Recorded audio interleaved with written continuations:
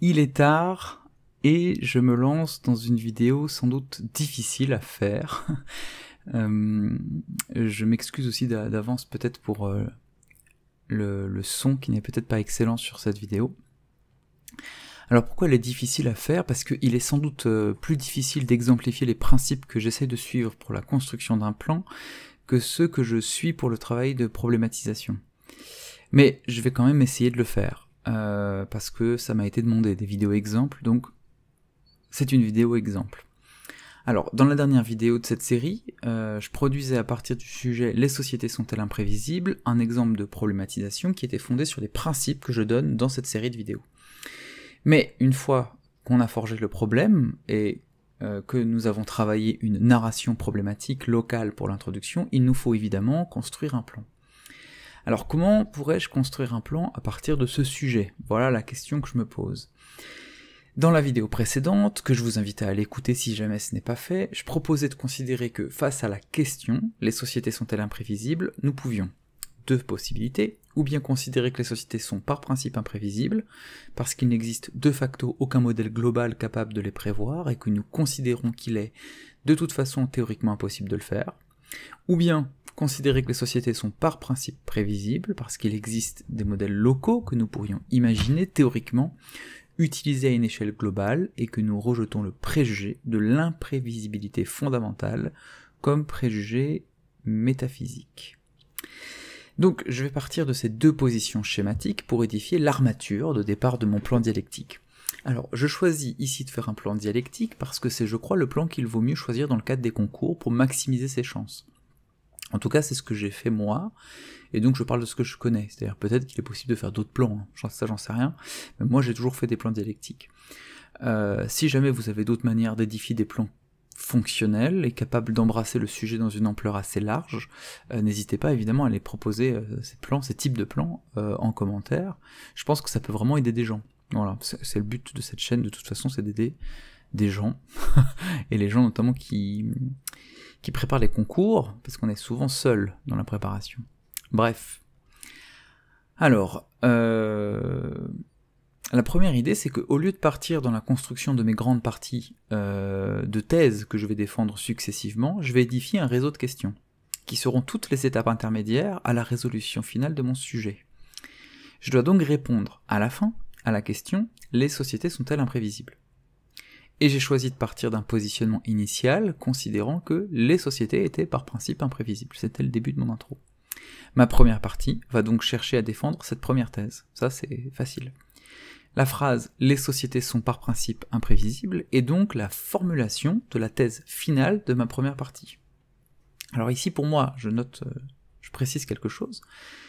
Pour moi, la logique veut que cette thèse ne soit pas du tout le point de départ de mon travail réflexif dans la première partie, mais bien mon point d'arrivée. Je ne pars pas d'une position tranchée au début de mes parties, mais d'un problème. Ce problème ici pourrait être très simplement formulé, je cherche pas un truc compliqué. En quoi les sociétés sont-elles imprévisibles? Alors évidemment, j'imagine peut-être que ça peut apparaître, quand vous m'écoutez, comme une simple coquetterie méthodologique, d'intituler la première partie par une question. Parce que ce titre, de toute façon, vous pourriez me dire, mais il ne sert qu'au moment du brouillon, parce que, évidemment, on met pas les titres des parties de façon explicite dans une dissertation, ça, normalement, si vous écoutez cette vidéo pour préparer des concours de philo, vous le savez. Mais alors, comment justifier un tel choix? C'est-à-dire, pourquoi je fais ça quand même? Eh bien, en fait, je crois, en tout cas, chez moi ça marche, je crois que ça aide de penser la construction de son plan à partir de questions à résoudre, pour une raison simple, c'est que ça force, dans la construction interne aux parties, à rapporter les sous-parties à une question à penser, plutôt qu'à une thèse à exposer. Et donc ça permet, dans le moment du brouillon déjà, de se forcer à penser les parties en termes de construction argumentative logique devant répondre à un problème. Et de ce point de vue-là, on évite le piège d'un plan qui fonctionnerait par simple exposé successif de thèse, ce qu'on appelle les plans à tiroir. Ça, c'est vraiment le problème majeur dans le plan. C'est l'impression qu'on va juste exposer finalement, on va avoir un grand exposé, la première thèse, et puis on va faire 3 sous-thèses, et puis c'est tout. Pour moi, c'est pas comme ça que ça fonctionne. Si je suis en cours de philo, et que je propose à mes élèves de réfléchir à la question « En quoi les sociétés sont-elles imprévisibles ?», je sais alors que je dois faire l'effort dialectique et pédagogique pour que cette question n'en soit plus une à la fin de mon cours. C'est le but. Évidemment, c'est le but, c'est relatif, hein. Vous voyez ce que je veux dire? Il faut en tout cas que arriver à une forme de réponse. Et on va pas rentrer maintenant dans à quoi sert vraiment cette réponse. Il faut essayer d'aboutir quelque part. Alors que si je pars de l'affirmation « les sociétés sont imprévisibles », j'ai moins l'impression de devoir résoudre un problème. Et donc, cet effort dialectique et pédagogique risque d'être défaillant ici ou là. En tout cas, chez moi, c'est une stratégie mentale qui fonctionne. Donc je vous la donne, vous en faites ce que vous voulez. Maintenant, il faut nourrir cette première partie, afin de voir comment on peut partir d'une question, en quoi les sociétés sont-elles imprévisibles, un point de départ, à une réponse, les sociétés sont imprévisibles par principe. Ici donc ma perspective est de réussir à mener un itinéraire réflexif qui démontrerait le fait que l'imprévisibilité des sociétés serait un principe même de ces sociétés. Je dois donc me demander, ça c'est ma structure mentale, comment pourrais-je amener quelqu'un qui ne partage pas ma thèse à répondre de la même manière que moi à la question posée? Ou en tout cas à considérer que moi, quand je réponds à la question posée de cette manière-là, c'est pas si simple de me déconstruire. Comment je peux fournir une argumentation la plus complète possible pour offrir à la personne qui me lit une perspective claire et solide qui vérifie la thèse qui est la mienne. Puisque le plan dialectique se forme avec l'idée que chaque partie du plan doit pouvoir fonctionner comme une totalité close qui n'est remise en cause que fondamentalement par une nouvelle totalité, de l'extérieur, alors il faut que mon itinéraire soit assez profond pour qu'il ne puisse pas souffrir d'arguments faciles à trouver pour la détruire du dedans. Facile à trouver. Alors ça c'est toujours un équilibrage difficile, on pourrait me rétorquer oui, mais il y a toujours de l'extériorité.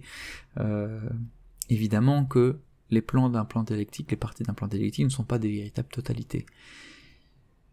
C'est à sentir, ça, plus qu'à expliciter. Ce que je veux dire, c'est qu'il faut que vos parties soient fortes et globales.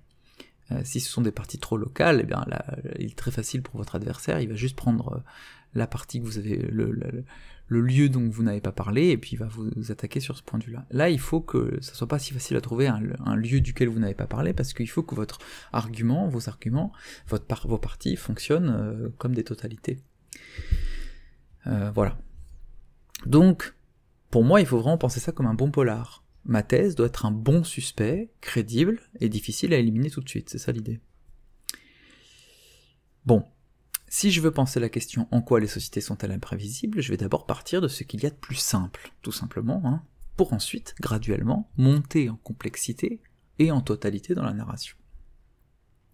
Donc là, d'abord, je cherche le plus simple. Je pars, ma première partie, ça va être le plus simple. Et le plus simple me semble être d'abord de partir du fait historique de l'imprévisibilité des sociétés. Ma première sous-partie doit donc consister d'abord à partager avec mon lecteur un constat initial, nourri d'arguments de fond, sur le fait que les sociétés humaines témoignent du fait même de leur historicité, de leur caractère imprévisible. De fait, l'histoire des sociétés révèle qu'elles ne sont pas encloses dans la répétition de principes ou de lois historiques, assez positivement établis pour que nous puissions réellement prévoir ce qui va advenir. Le fait de l'événement historique serait ainsi le révélateur et l'exemple le plus manifeste d'une imprévisibilité objective des sociétés humaines. Donc ça c'est mon petit 1. Donc comment je l'ai constitué? Je suis parti du truc le plus simple. Voilà, tout simplement. Je monte les marches, c'est un escalier. Donc la première marche de l'escalier, facile, oui, c'est difficile à prévoir, peut-être même impossible, et on voit qu'on n'y arrive pas en tout cas. Il y a un fait, on n'y arrive pas. Donc, première sous-partie, les sociétés sont historiquement imprévisibles. Donc j'ai répondu à ma question. Mais maintenant, évidemment, il faut continuer. Si vous vous arrêtez là, ça risque pas d'être suffisant. C'est-à-dire qu'il faut imaginer la position théorique dans laquelle se trouverait mon lecteur ici. Donc vous devez faire ça. Ok. Si j'ai bien fait mon job à la fin de la première sous-partie, il peut admettre avec moi le caractère historiquement imprévisible des sociétés. Mais qu'est-ce qui pourrait se dire? Voilà ce que vous devez faire. Pour construire votre plan, vous devez imaginer qu'est-ce qui pourrait se dire. Vous devez avoir toujours deux personnages dans votre tête. Enfin, je dis vous devez. C'est pas prescriptif. C'est une prescription que je me fais à moi-même. Je vous la passe, vous en faites ce que vous voulez. Je considère qu'il faut avoir deux personnes dans sa tête. Un élève de 17 ans, très consciencieux et assez fort en philo. Et cet élève, il repère les endroits où il faut qu'il pose la question « et pourquoi ?» Pourquoi vous dites ça? Pourquoi vous dites ça? Pourquoi vous dites ça? Pourquoi vous dites ça? Mais ça veut dire quoi exactement? Ça, c'est la première personne. La deuxième personne que j'utilise dans ma tête, c'est cet adversaire potentiel, qui à chaque fois a envie de m'embêter dès que j'avance un argument. Donc là, qu'est-ce qui pourrait se dire? Il faut imaginer, je crois, ce que pourrait être son problème à lui maintenant. Peut-être par exemple qu'il pourrait se dire que cette imprévisibilité historique ne prouve pas une imprévisibilité fondamentale des sociétés. Il pourrait par exemple imaginer qu'en fait nous pensons que les sociétés sont historiquement imprévisibles parce que nous sommes trop soumis à l'influence d'un devenir temporel duquel nous ne tirons pas assez les lois structurantes. Ainsi peut-être que je crois que l'histoire prouve que les sociétés sont imprévisibles, alors qu'en fait l'histoire montrerait plutôt, si elle était étudiée correctement, le caractère répétitif et légal des évolutions historiques. Bon. Donc, je construis ma narration en riposte avec ses pourquoi, ses objections potentielles. Ma narration, là encore, doit suivre la trace d'un bon polar. Quand le lecteur croit avoir trouvé des éléments pour éliminer un suspect, pensant par exemple lui avoir découvert un bon alibi, il faut le déjouer dans ses espérances et faire que ce suspect résiste. La question serait donc ici, l'imprévisibilité n'est-elle qu'un effet de notre méconnaissance des lois qui les gouvernent? Voilà. Nouvelle question. Ici, l'hypothèse que nous pourrions faire est que la contingence historique n'est pas une apparence, n'est pas qu'une apparence, n'est pas qu'une imprévisibilité relative à une perspective déficitaire d'un sujet pris lui-même dans les raies de l'histoire, mais bien une condition ontologique des sociétés. Nous pourrions dire ainsi que les sociétés sont ontologiquement imprévisibles, en raison de leur haut niveau de complexité et donc des entrelacs de détermination qui les constituent. Loin de n'être donc qu'un déficit épistémique, l'imprévisibilité des sociétés serait en fait la forme normale et indépassable des sociétés. Pour soutenir une telle idée, il me faudra préciser ce que c'est la notion d'imprévisibilité, ce qu'elle implique, il faudra déplier cette notion en distinguant une imprévisibilité relative d'une imprévisibilité absolue, et plein de choses encore, dont je parle pas ici, parce que je fais pas toute la disserte à l'oral, comme ça, à la volée, mais c'est pour que vous compreniez. En tout cas, voilà mon ambition. Donc disons que ma deuxième sous-partie aboutirait à la réponse, l'imprévisibilité des sociétés est une condition ontologique. Donc là pareil, je suis parti d'une question, j'arrive à une réponse. Et je trace un itinéraire. Évidemment, l'itinéraire interne, il faut le faire aussi. Donc là, ce que j'évoque rapidement, là, on passe un peu sous silence, il faut le structurer de la même manière. Mais voilà. Bon, là la difficulté, c'est que nous avons une réponse, semble-t-il, définitive à notre questionnement initial. En quoi les sociétés sont-elles imprévisibles? Là, on a une réponse. Bon, elles sont ontologiquement imprévisibles. Ici, si nous résumons, nous avons un plan en deux sous-parties, qui répond que l'imprévisibilité historique, dont nous pourrions supposer qu'elle est un effet des perspectives, est en fait fondée sur une imprévisibilité ontologique, qui est une condition fondamentale des sociétés. Notre objectif sur deux premières parties sera donc d'abord de démontrer le caractère imprévisible de l'histoire des sociétés, puis de montrer que cette imprévisibilité est absolument indépassable, même en imaginant une science historique totale. Mais alors, problème, comment faire ici pour compléter notre plan, pour qu'il soit joli, alors même que la première partie semble être, les deux premières parties, semblent déjà offrir une réponse totale. L'idéal, c'est 3 sous-parties. En vrai, on s'en moque un peu. Mais l'idéal, c'est quand même ça. L'idée ici est de penser la structure d'une partie, donc d'une grande partie, je veux dire, comme on pense la structure d'une dissertation entière. Dans ce cas-là, la troisième sous-partie d'une partie doit être idéalement le renforcement des idées déjà démontrées, et en même temps le dépassement de ces idées par un argument légèrement décalé par rapport à la perspective de base. Je m'explique peut-être un peu mal, mais c'est pas facile à déplier cette idée-là, je trouve, et en plus il est un peu tard, mais vous me direz si c'est pas clair ce que je raconte. Ici, l'une des choses qu'on pourrait me reprocher, donc pareil, j'imagine quelqu'un qui me fait des reproches, l'une des choses qu'on pourrait me reprocher, si j'imagine donc l'économie générale de mon raisonnement, dans cette première partie, et que je ne prends pas au sérieux le pluriel dans la question. Ainsi on pourrait me dire que j'ai montré qu'une société était imprévisible, et pas que les sociétés, en tant qu'elles formeraient un ensemble, seraient imprévisibles. Or, il y a dans ce pluriel quelque chose qui pourrait renforcer ma thèse fondamentale. En effet, nous pourrions dire que cette imprévisibilité vient justement du fait qu'on ne pense pas à une société théorique, dont on pourrait précisément penser une ontologie, puis déduire des caractéristiques fondamentales de cette ontologie que cette société est imprévisible, mais bien les sociétés, c'est-à-dire la multiplicité réelle des sociétés, en tant qu'elles sont, comme nous l'avons dit au départ, des unités organisant les relations entre les membres d'un collectif. Mais en quoi la prise en compte du pluriel, ici, ajouterait un aspect à notre thèse? Voilà la question qu'il faut se poser. Donc vous devez toujours vous demander, quand vous faites votre plan, ok, quel aspect du sujet j'ai pas trop exploité, et en quoi cet aspect du sujet que j'ai pas trop exploité pour l'instant peut nourrir une thèse que je suis en train de penser. La nourrir ou la détruire, hein. Ça peut être aussi une manière de détruire dans une transition entre grand 1 et grand 2, mais on en parlera dans la prochaine vidéo. Peut-être parce que, donc réponse, peut-être parce que nous pourrions dire que non seulement la société, en tant qu'abstraction ontologique, est fondamentalement imprévisible, parce qu'elle implique des réseaux de complexité trop grands pour inscrire dans des causalités prévisibles, etc. Bon, il y aurait des trucs à faire, du côté de la théorie du chaos, j'en sais rien, à voir. Et parce qu'elle conduit même à des événements rompant radicalement avec la causalité, ça serait la raison de l'historicité de la société, mais plus encore que les sociétés, donc prises au pluriel, en tant que diffraction réelle de l'ontologie dont nous venons de parler, seraient soumises à un niveau d'imprévisibilité encore supérieur dans les relations mutuelles qu'elles entretiendraient. Ainsi, le pluriel témoignerait de la dimension ouverte des systèmes sociaux, des sociétés, donc des dimensions ouvertes des systèmes sociaux, et du fait que cette ouverture serait aussi ouverture à des événements exogènes, qui même si nous imaginions, on peut même renforcer ici le plan en y faisant une hypothèse, j'ai oublié le nom, mais en gros une hypothèse qui va contre notre argument, momentanément, si on imaginait même une société prévisible, et ben en fait cette société serait perturbée aléatoirement et imprévisiblement par des systèmes sociaux qui l'entourent, par les sociétés. Donc la société ne fonctionne jamais seule, les sociétés dans leur pluriel produisent des niveaux de détermination, de surdétermination, de croisement de causalité qui impliquent une imprévisibilité fondamentale. Bref, on aboutit ici à la formulation de la thèse forte, les sociétés sont absolument imprévisibles.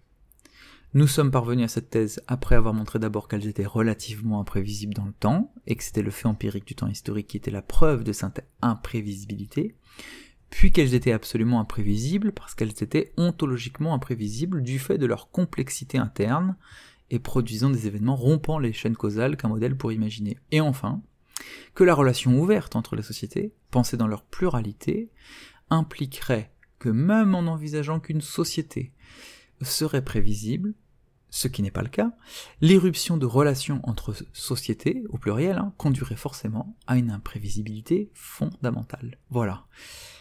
Donc, je vous montre la structure finale de la première partie. Dans cette structure finale, dans laquelle je dégage aussi les problèmes et les enjeux à la fin de chaque première partie, il faudrait rajouter, je ne l'ai pas fait, si je trouve des brouillons, des trucs comme ça, j'essaierai de le faire plus. Moi, en plus de ça, sur ma feuille de brouillon, je rajoute une trame où je vais lier les idées les unes aux autres pour parvenir à chaque fois à ma thèse par exemple de petit 1. Donc la trame, et cette trame elle est mêlée de quoi? Elle est mêlée de définitions, de concepts, qui vont éclairer par exemple la notion d'imprévisibilité, qui vont clarifier le concept de société, qui vont clarifier le concept d'historicité, je donne des exemples, qui vont clarifier la notion d'événement, etc. J'ajoute à ça des éléments de pure argumentation, c'est-à-dire avec des connecteurs logiques, d'abord, ensuite, en effet, etc., et avec les liens logiques explicités, comme si je devais vraiment déplier toute ma pensée. J'ajoute à ça, souvent sur ma feuille de brouillon, je le fais dans une colonne que je mets à droite. D'abord, je fais ce déroulé logique, si vous voulez, et puis après, à droite, je mets les références. Pourquoi? Parce que je veux que ma structure logique fonctionne indépendamment des références. Ça, c'est très important pour moi.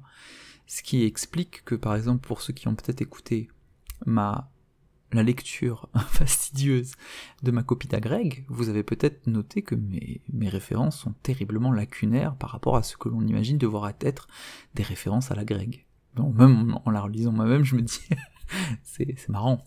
Alors pourquoi ça marche quand même? Pourquoi j'ai quand même une bonne note? Je pense que c'est parce qu'en fait ça marche à peu près tout seul. En fait finalement les références savent pas grand chose à vrai dire. Donc en fait moi je trouve que c'est bien de vous entraîner à avoir des structures de plans qui fonctionnent toutes seules. Et du coup les références elles sont trop bien parce qu'elles éclairent une structure qui fonctionne toute seule. Et du coup dans votre économie philosophique personnelle, en fait les références elles vont avoir deux usages. Ou bien elles vont éclairer, appuyer un propos que vous avez déjà produit par votre logique propre, ou bien elles vont venir ouvrir pour vous à une complexité nouvelle, une porte en quelque sorte, au milieu d'une structure logique que vous avez déjà constituées. Mais en aucune manière, il faut que les références soient le support absolu de votre thèse et de vos réflexions. Ça marche pas. Si on a l'impression que si on enlève votre référence dans le plan, si on a l'impression que le plan s'écroule, ou que, par exemple, genre mon petit 2 il s'écroulerait parce que j'aurais pas telle référence, ça n'est pas fonctionnel pour une raison toute simple. C'est que vous savez très bien que les références philosophiques peuvent être toujours relativisées par d'autres références philosophiques. Alors on pourrait dire ça la même chose d'un raisonnement pur, c'est-à-dire d'un raisonnement purement conceptuel ou purement logique, mais néanmoins ce qu'on vous demande c'est de réfléchir, c'est de faire une dissertation de philo. Donc au moins, bien sûr qu'on pourra vous dire, bah oui mais tu penses ça, mais tu pourrais penser tout à fait autrement, et tu pourrais voir les choses autrement, et ça c'est votre but dans la dissertation complète de le faire. C'est beaucoup plus délétère si votre argumentation, on a juste à vous dire, oui mais si moi je suis pas d'accord avec Platon, hein, si par exemple vous êtes une première partie ou une sous-partie qui parle uniquement de Platon, et si le lecteur de votre thèse, il est pas d'accord avec le développement intellectuel de Platon, bah tout s'écroule. Tout s'écroule, parce qu'en fait, souvent l'usage des références sert à camoufler des déficits logiques de sa propre structure. Donc il faut avoir une structure relativement logique dans son plan. Donc voilà, j'aboutis après à une conclusion, voilà, une thèse finale. Donc je vous mets ça en description, je vous mets ça normalement sur la vidéo. Je déplie pas plus pour le moment le sujet. Je ferai ce déploiement dans la prochaine vidéo où je parlerai justement de la question des transitions. Alors là déjà je les ai un peu évoquées, hein, évidemment, parce que en fait pour moi les transitions elles sont internes au plan, internes au parti. Mais on parlera des transitions plus spécifiquement dans la prochaine vidéo, et notamment des grandes transitions entre les parties et de comment je les fais. Alors je précise aussi évidemment que philosophiquement il y a beaucoup à dire sur mon plan, beaucoup de choses à contester. De toute façon on ne peut pas juger à partir d'un plan, parce qu'en fait, vous savez pas vraiment comment je le nourrirai à l'intérieur, je l'ai pas rédigé. Donc le plan c'est une trame mentale pour moi, là je vous montre un peu comment je construis ma trame mentale, là rien qu'en le faisant je vois des choses qu'il faudrait que je corrige un petit peu à la rédaction, que je précise. Donc c'est sûrement pas le meilleur plan possible pour ce sujet, peu importe. Mon ambition ici, j'espère que ça marche, vous me direz, c'est très difficile à faire à vrai dire, c'est de montrer méthodologiquement comment j'opère dans ma tête quand je fais le plan, et comment je produis une structure de plan efficiente, c'est-à-dire qui me sert, avec ce réseau de questions, ce réseau de sous-questions à la fin de mes premières parties, avec les enjeux nouveaux pour articuler la deuxième, et cette espèce de personnage abject dans ma tête qui me conteste tout le temps. Bref, si vous avez des remarques, des précisions à apporter, n'hésitez pas à me le dire en commentaire. Si vous avez des choses qui vous plaisent pas, dites-le aussi, mais dites-le gentiment. Soyez gentils avec moi. Et si vous avez envie de vous abonner à mon contenu, à ma chaîne, ça me fait trop plaisir. Franchement, là, il y a des gens qui s'abonnent. Et en fait, c'est très valorisant. C'est du boulot, malgré tout ça. Et c'est super enrichissant, en fait, aussi les échanges que je peux avoir avec vous. Savoir que, voilà, que ça peut aider, en fait, des gens, c'est chouette. Voilà. Donc n'hésitez pas à vous abonner si c'est pas le cas, et à commenter si vous avez des choses à dire. Voilà, je vous laisse, je fais une vidéo très vite par rapport à la question que je vous ai posée sur les choses qui vous intéresseraient, une sorte de FAQ un peu de dernière minute avant les épreuves. Donc si en commentaire de cette vidéo vous voulez aussi rajouter une question que j'ai pas traitée dans toutes mes vidéos, ou que vous voudriez voir résumée ou précisée, n'hésitez pas à me le dire, puisque je vais essayer de faire une vidéo un peu générale pour les grands conseils en quelque sorte que j'aurais envie de donner à quelqu'un qui passe le concours demain. Et voilà, j'arrête cette vidéo trop longue et on doit entendre que je suis fatigué.